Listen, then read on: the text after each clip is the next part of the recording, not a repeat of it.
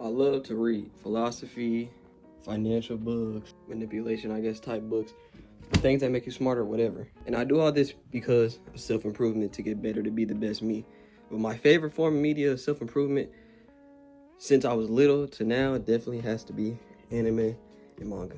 One of the main reasons is through anime storytelling. Of a lot of anime is about fighting. You could have anime of Vikings, ninjas, whatever. You have an anime or manga about climbing mountain stuff. It's a lot of plots where it's like almost bigger than life plots. And you see a lot of anime characters go through arcs of starting off wanting to be something or maybe not being nothing, starting off facing a big defeat, feeling at their lowest, and coming back from after that. So I'm gonna give a few animes that helped me with self-improvement, and the first one I'm gonna talk about is actually Naruto, which is one of the first animes I ever watched. And the character I want to talk about is Rock Lee. Now, Rock Lee is a ninja in a world full of ninjas who have things called chakra, which is basically like power in their body. That's the easiest way I can explain it. And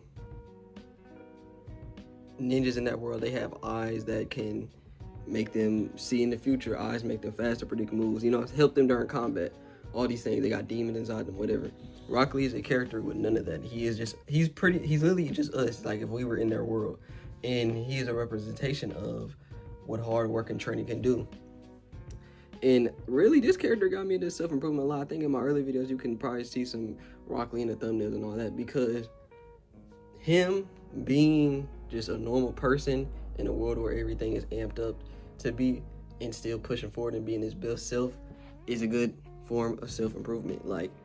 And also through his character, you see things like, even though he's working hard and he's a strong ninja and whatever, he still has doubts. He still compares himself to others, which is very realistic, because in this world, we might not be fighting ninja stuff, but our financial situation or where we at, our physiques, and we'll compare to others like, dang, like some people are born with things we don't have, and this gives them realistically an advantage over us.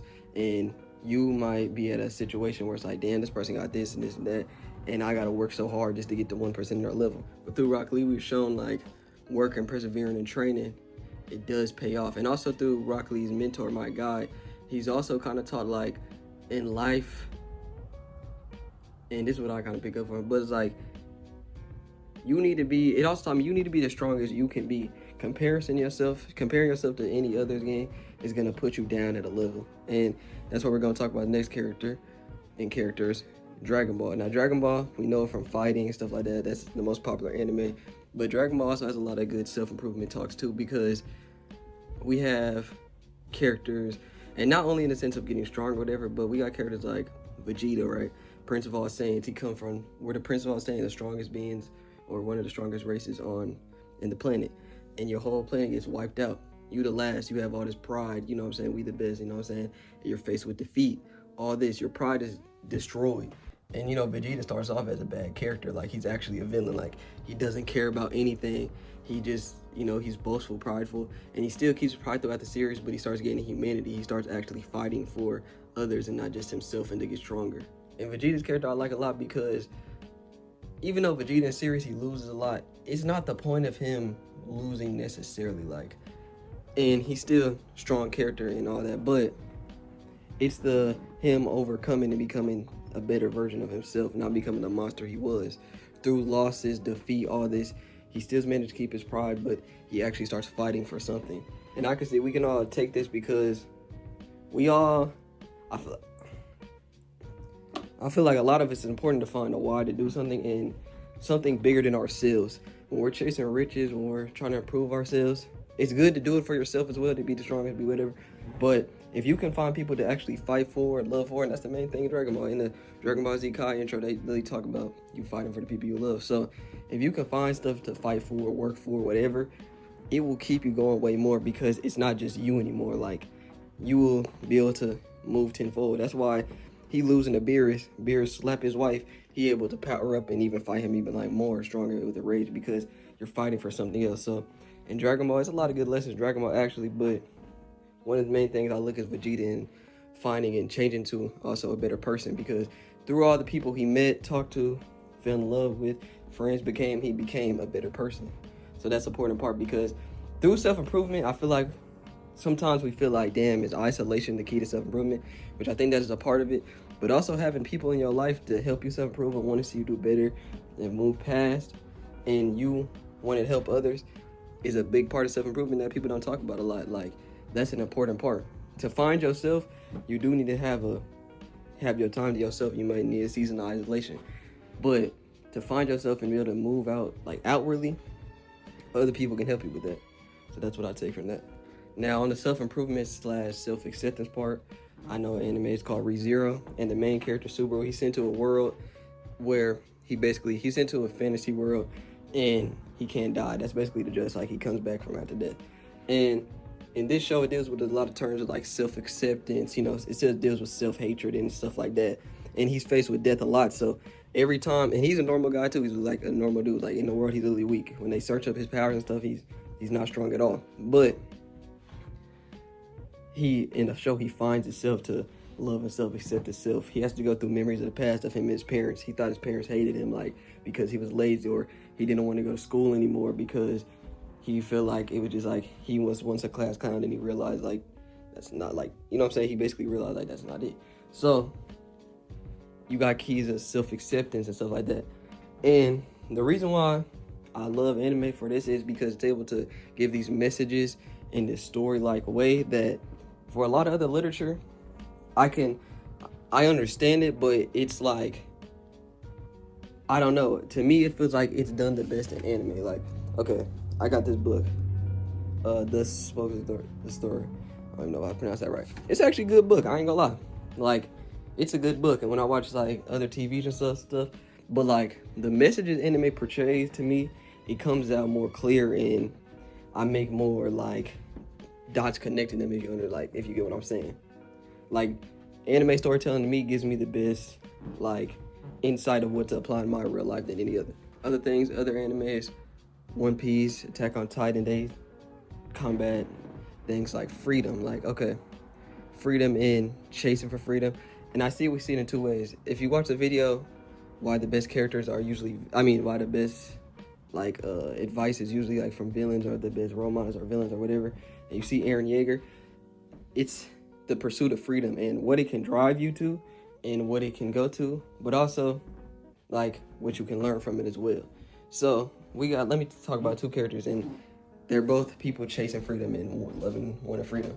We got Luffy and Eren. So in Eren's case, it's more of a down study to freedom. And in my opinion, Luffy is free right now, even though he's not king of the pirates, and he was always been free because no matter what, he's going out to sea, he's gonna chase his dreams, make friends along the way, fight for what's right, fight to help others and stuff. He is always free, even though he's like, I want to be king of pirates because that's the most freest. Yes, you're the most free, but he's already free. And to me, I take from that is, and I ain't even fully watched One Piece yet, I take that as like, freedom is getting to that level. Like, I feel like freedom to us right now be like, oh, I need to be a millionaire so I can move this and this. But we gotta even take the time to enjoy, like, freedom is also just going on the adventure, bro. Like, freedom is also having the ability to decide that you want to be even rich, into even like, okay, I'm gonna do this to get rich, I'm gonna do that to get rich. That's what freedom is to me. On the opposite side, we got Eren, and Eren's a complex character, and he's a complex story. You can't put it all in one. But to me, I see Eren as, what I learned from Eren is freedom, and you also have to learn complacence, because with Eren, I feel like the most freest character in Attack on Titan was actually Armin, which is his friend, and they talked about the sea. They finally reached the sea, and in this moment, he's enjoying the sea, he's picking the seashells and this, but all Eren can think is point to the people, in that scene where he's pointing like, okay, that's our enemies, we gotta go there now. So I don't know if it's complacence or it's just like content, and it's not saying you should stop chasing, and I know the aspect of the story, but what I view it as like in that moment is like, when you're constantly chasing something, chasing, and you never can just stop to enjoy the fruits of your labor or anything, you miss these moments, and you're missing the freedom right there. You are a slave to freedom, and that sounds crazy, because how are you going to be a slave to something that's supposed to be free? But that constant pursuit of, oh, this is not good enough or anything, that constant and never be able to enjoy anything, it can lead to you missing the moments that you dreamed of all this time.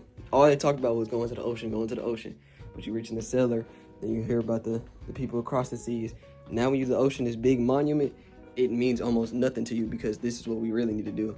And then what should happens when we go to the Rumble and we go over there and we destroy these people's stuff? You're not even happy in the end and how that all turned out. But that's more of a bigger debate of AOT because it's a complex story, but that's just what I kind of take from that moment. Final thing is manga. So manga we'll talk about is The Climber and Berserk.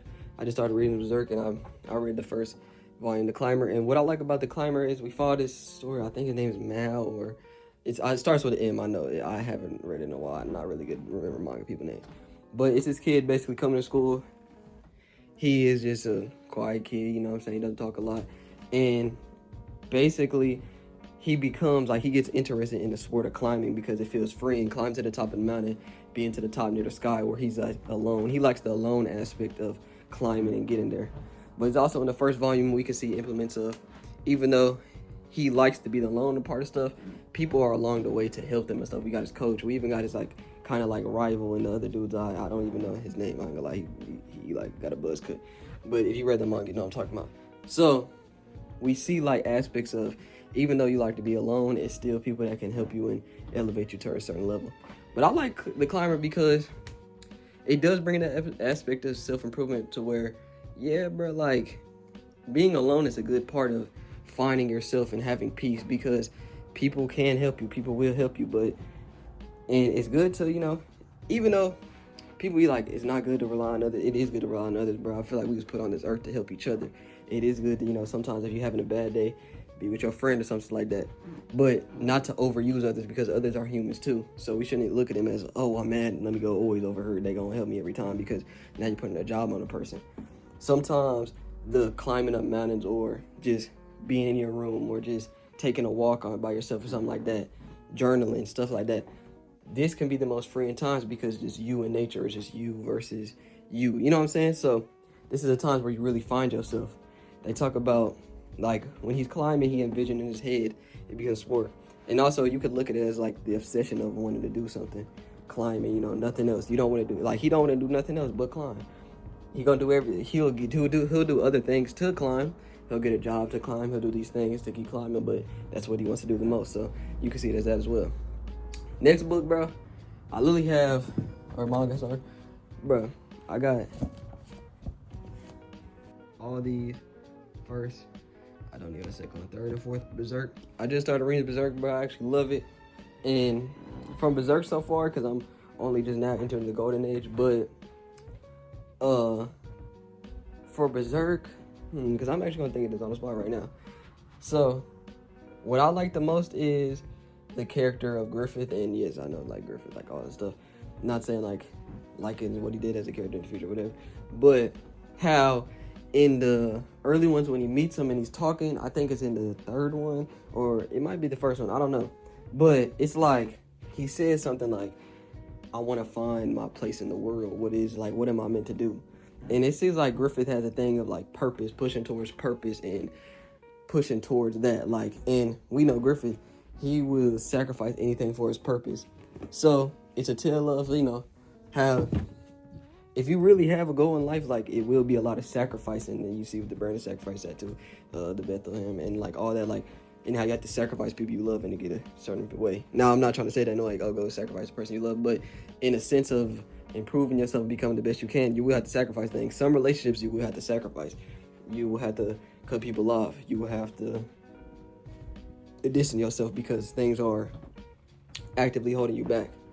Now, let me put up the good side and the bad side of that, because in life, you will have to sacrifice certain things, but you can be overbought by a dream, because your dream can be so much. But I almost see it as people who cut off everyone, switch up on their day ones and all this to get rich, and they are lonely and depressed, because yes, you got your dream and you got what you wanted in the end, but no one's there to share the fruits of your labor. You have no friends, no one trusts your character. The people around you now are people who just are only here for you for the success, or only here to really watch you fall so they can take what you have, stuff like that. And I feel like it's a cautionary tale as well. And I'm not even as far, so I'm just gonna put that disclaimer there, because I know a lot of people read Berserk, love Berserk. I'm pretty sure it's like one of the most it's like pretty much one of the most popular manga. So that's just what I kind of pick up from it, like through the depths of getting your goal, it feel like it's good sacrifice, but it's also like you shouldn't be over. And this was also self-improvement too. You shouldn't be overtaken by the self-improvement and getting to your goal, because if you're so focused on self-improvement, becoming the best you and whatever, you shouldn't want to get to a point where you're corrupt and you're no longer a good person no more. You know what I'm saying? Like, you see others as just stepping stones on some stuff. It's a difference between seeing others as stepping stones and throwing them to the side and actual sacrificing. Like, to me, sacrificing could be in a way like, I love you so much, but you're a detriment to me. Like, in me being with you or anything is actively holding me back and keeping me in bad spaces. That's a sacrifice that is gonna hurt because I love you so much, but I gotta do it. Stepping on people is like, you love me, you show me everything you got, you help me get to the level, so now that I don't need you anymore, boom, you're gone. You know what I'm saying? Now I go find something new. You know what I'm saying? That's what I view it as. But yeah, anime and manga, bro, gotta be my favorite forms of self-improvement, literature. Just seeing characters, getting both sides of the character, stuff like that. And yeah, but I recently been trying to get into philosophy too, and I like philosophy as well. Like I said, this book for the Nietzsche, I know I just butchered that name too, bro. I like it. I like Zarathustra, the whole story of him and how he comes down saying God is dead, and basically like the turning into like the childlike state of mind from like Cam with the Lion, the child. If you read it, you get it. But yeah, I like all that, and I'm open to any form of media. But anime has to be like still my favorite to this day, no matter what I do. And that's why I just want to share the video with y'all. I love y'all. Have a great day.